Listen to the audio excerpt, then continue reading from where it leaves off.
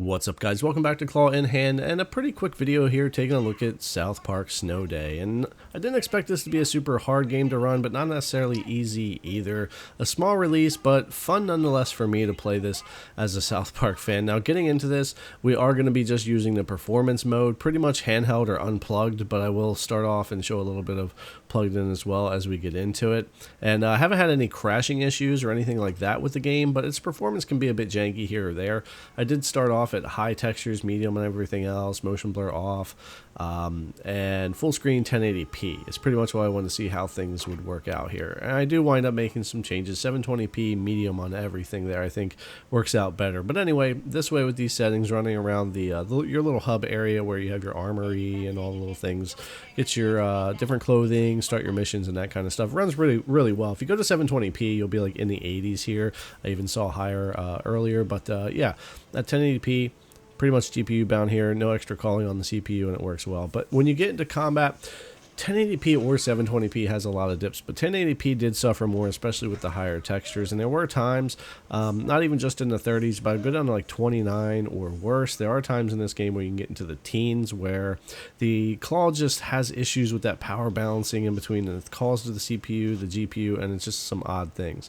But if I go ahead and unplug this thing, we're pretty much going to have the same performance. We go from 49 FPS to 49 FPS. And for my testing and trying this out back and forth a good bit, I basically get the same performance, but I get lower lows, worse dips as far as like stutters when the CPU gets busy or something like that, which has been really typical when it comes to the claw, unfortunately, and its power balancing stuff.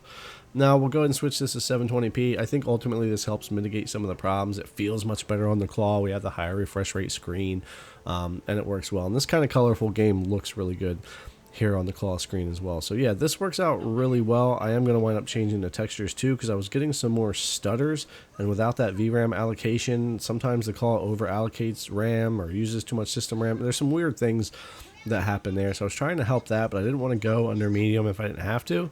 So I tried that, and it worked out a little bit better for me, and the game looks great this way. But you will still encounter stutters and dips and problems even if you're sitting with something like 720p medium, plugged in or unplugged. You're going to run into some stuff here or there with the game. I'm personally having a good time with it, but I'm a big South Park fan. It's a small $30 release, and I wasn't personally expecting a lot out of it. Now, there are some busier areas where you'll see the GPU usage just goes down. It doesn't matter if you're at 1080 or 720, and these real bad dips and stutters are going to happen.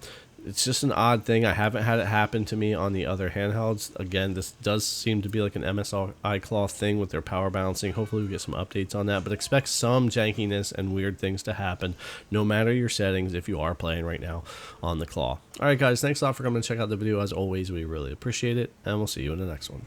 Finally, you did it! Under my guidance and sage-like wisdom.